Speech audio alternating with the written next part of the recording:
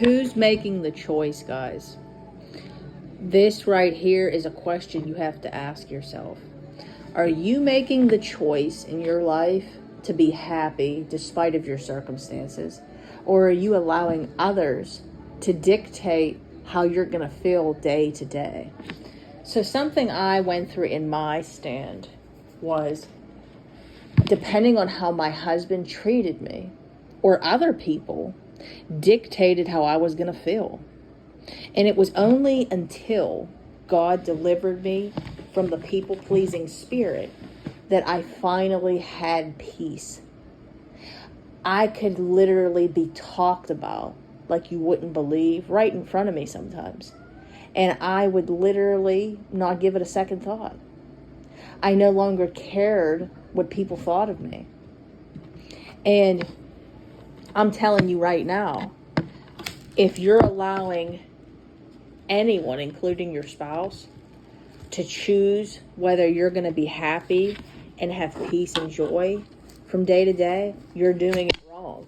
Now, don't get me wrong. We're going to have circumstances that are unfair sometimes and that are very, very hard, that aren't just typical, betrayal and stuff like that, where like there's people that like are going through it. I'll just leave it like that, like where they're sleeping under bridges and, have cancer, etc., etc. But that still isn't going to change the situation. Only God can. But what I'm saying is if somebody gossips about you, are you letting that affect whether you're happy that day or you're not? Or are you choosing to live your life how you want to live it, with God and the center of your life? And if your husband doesn't come home one night, it doesn't matter. If your husband decides to, make up lies about you, and, is spreading to people that, there's things about you that are just not true, then basically are you basically going to let that move you? Okay? So how you have to handle it, guys, is whatever they decide to do, you can't let it move you. Because, see, that's why it says in the Bible that they're unstable in all of their ways. God didn't just let us know that for no reason. They are unstable in all of their ways when they're double-minded. So, like what I said before, like the false starts, it's the same thing. False starts are a sign of double-mindedness. I have so much experience with prodigals to where I know, like, the tactics of them. They're up, they're down, they're east, they're west, they're north, they're south. They're on one side of the planet and you're on the other. It's back and forth, back and forth. And if you keep analyzing every little thing that they do, you're going to be deceived. So, for instance, I remember there was a time where, obviously everything was going wrong in my marriage. And then there would be times like where he would really show that he, wanted me back, and we would be connecting and be close. And I remember he asked me to go out to dinner one day, and it was like we had a date, and it was like the old man that I married was in there. And he comes back to our home. We watch a movie. We put my son to bed. And, he just wouldn't leave. He stood till like 2 a.m. And I remember my son was so happy because he seen this. And basically, he told me that he was going to come the next day to pick me up and we were going to go out again. And literally didn't do it. I didn't understand what happened, and it defeated me, guys. I was so upset. Well, then as this kept going on, I no longer cared anymore. So, like, if we had, like I told you in the last video, a nice day, I would say, thank you, God. Thank you.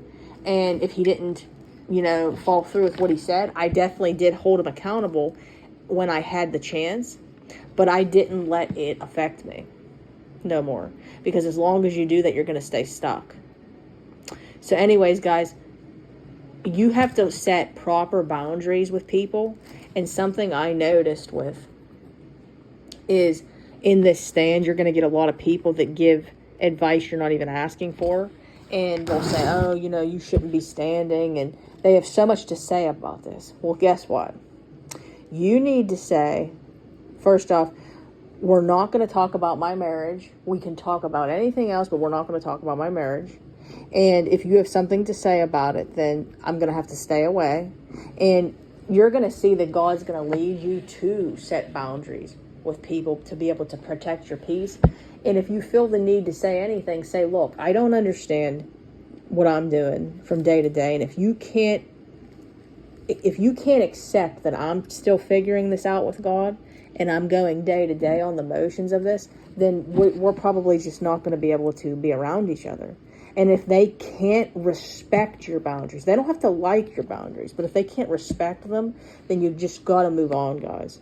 I know it's sad, but you got to move on, because they're going to drag you down. And who knows, maybe God will deliver them and they'll have a change of heart. But right now, you got to focus on you.